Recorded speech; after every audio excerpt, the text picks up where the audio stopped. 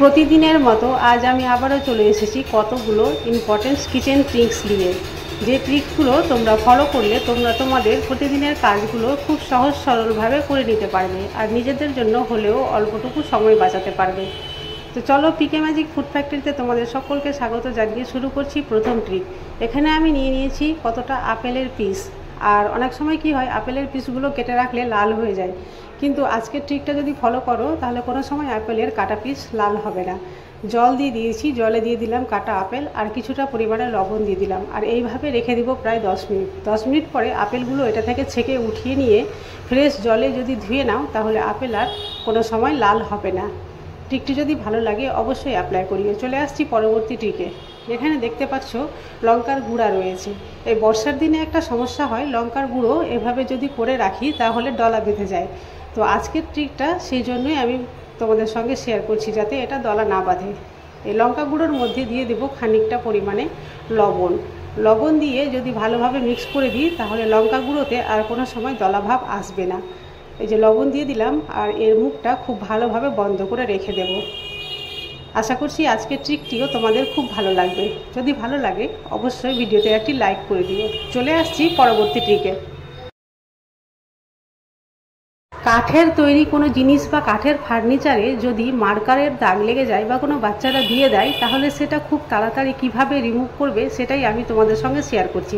আমি এখানে চপিং বোর্ডে একটা মার্কার দিয়ে দাগ টেনে দেখাচ্ছি এবং খুব সহজে এটা এখান থেকে রিমুভ করেও দেখাবো। তো চলো, ভিডিওটি স্কিপ না করে ট্রিকটি তোমরা দেখতে থাকো। এখানে মার্কার দিয়ে আমি দাগ দিয়ে দিলাম আর এটা জল দিয়ে আমি ধোবো না। এটা যদি তোমাদের কাছে নেল রিমুভার থাকে সেটা দিয়ে দিবে, আর না থাকে তো যে কোনো পারফিউম এর উপরে একটু স্প্রে করে দিয়ে টিস্যু দিয়ে ঘষে দিলেই কিন্তু একেবারে চকচকে হয়ে যাবে, কোনো রকম জল দিয়ে ধোয়া ছাড়াই। ট্রিকটি যদি ভালো লাগে অবশ্যই অ্যাপ্লাই করিও। চলে আসছি পরবর্তী ট্রিকে। এখানে দেখতে পাচ্ছ একটা লবণের কৌটো রয়েছে, আর এই বর্ষার দিনে লবণকে নিয়েও অনেক সমস্যা হয়। দেখতে পাচ্ছ কতটা জল জল হয়ে গেছে। লবণে জলটা ধরে যাওয়া বর্ষার দিনে একটা খুব অসুবিধার জিনিস। তো এটা থেকে কি করে রেহাই পেতে পারা যায় সেই ট্রিকটাই আমি তোমাদের সঙ্গে শেয়ার করছি। লবণের মধ্যে আমরা চাল রাখতে পারি, কিন্তু চাল যদি শুধু রেখে দিই তাহলে লবণের সঙ্গে মিক্স হয়ে যাবে। তাই এইভাবে চাল না রেখে একটা ছোট্ট কাগজের মধ্যে চালকে আমি মুড়িয়ে নেব, আর ভালোভাবে মুড়ানোর পরে এই লবণের কৌটোতে চালের যে মুড়ানো যে প্যাকেটটা হবে সেটা আমি রেখে আর লবণের কৌটোর মুখটা খুব ভালোভাবে বন্ধ করে দেব। তাহলে চাল সেই লবণের যে আর্দ্রতা থাকে সেটা শোষণ করে নেবে। আশা করছি এই ট্রিকটিও খুব কাজে দেবে।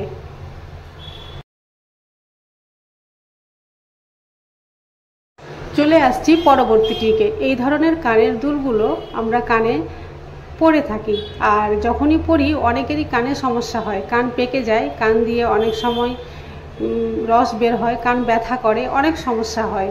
বিশেষ করে একটা কান না হলেও একটা কান তো অবশ্যই হয়, অনেকেরই হয়ে থাকে। তো আজকের ট্রিকটা যদি ফলো করো তাহলে এই সমস্যা আর হবে না। কানে এই দুলগুলো পরার আগে কিন্তু দিয়ে দিতে হবে রসুনের ফলের মধ্যে। দেখো আমি এখানে একটা রসুনের ফল নিয়ে নিয়েছি, আর রসুনের ফলের মধ্যে এই কানের দুলটা কিন্তু আমি এইভাবে ভরে রেখে দেব প্রায় 10 মিনিট। 10 মিনিট পরে সেই রসুন থেকে এটা বার করে যদি আমরা কানে পরি তাহলে কানের সেই সমস্যাটা আর হবে না, কান পাকবেও না আর কান চুলকাবেও না। আশা করছি এই ট্রিকটিও অনেকই কাজে দেবে। যদি ভালো লাগে অবশ্যই অ্যাপ্লাই করিও।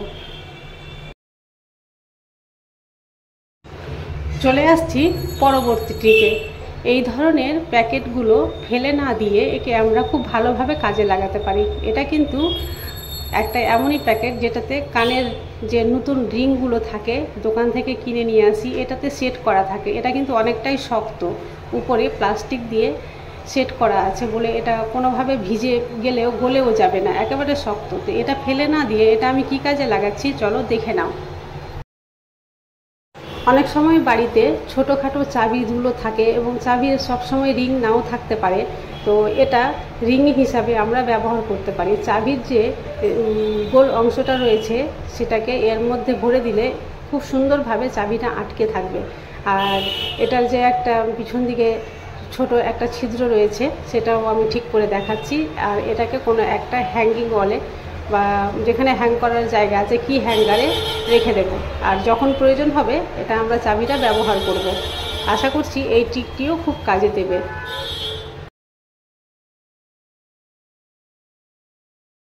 আর হ্যাঁ, আজকের ট্রিকগুলো যদি তোমাদের ভালো লেগে থাকে অবশ্যই চ্যানেলটি সাবস্ক্রাইব করে পাশে থেকো। আর হ্যাঁ, ভিডিওগুলো যদি তোমাদের ইউজফুল মনে হয় তাহলে একটা লাইক করে দিও। চলে আসছি পরবর্তী ট্রিকে। এখানে আমি নিয়ে নিয়েছি একটা লেবু, পাতি লেবু, আর লেবুটা আমি কেটে অর্ধেক করে নিলাম। আর এর মধ্যে আমি লাগিয়ে দিলাম 1 চামচ বেকিং সোডা। আর বেকিং সোডা লাগিয়ে নেওয়ার পরে আমি কি করব চলো তোমাদের দেখিয়ে দিই। আমাদের বাড়ির যে হাত ধোয়ার বেসিন থাকে সে বেসিনের জলের অনেক সময় কি হয় যে স্পিডটা কমে যায়, আমরা বুঝতে পারি না যে এর স্পিডটা কেন কমে গেছে। তার মধ্যে কিন্তু অনেক সময় মরচে পড়ে যায়। চলো তোমাদের আমি অন করে দেখাচ্ছি জলের স্পিডটা কত কম। আজকে ভয়েস দিতে খুবই অসুবিধা হচ্ছে, আশেপাশে অনেক আওয়াজ, যদি কিছু খারাপ লাগে তার জন্য দুঃখিত। যে লেবুতে বেকিং সোডা লাগিয়েছিলাম সেই লেবুটা এখানে আমি মুখের সামনে চেপে ধরবো, আর একটা পলি ব্যাগ দিয়ে খুব টাইট করে আমি বেঁধে দেব। আর বেঁধে এই অবস্থাতেই আমি রেখে দেবো 10 মিনিট। 10 মিনিট পরে আমি ফিরে এসে তোমাদের দেখাচ্ছি, এটা একেবারে পরিষ্কার হয়ে যাবে।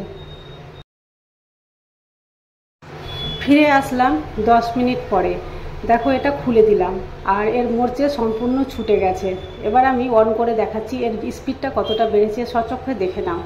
আজ তাহলে এই পর্যন্তই, কাল আবার আসবো অন্য কোনো নতুন ভিডিও নিয়ে। ততক্ষণ পর্যন্ত তোমরা সবাই সুস্থ থেকো, ভালো থেকো।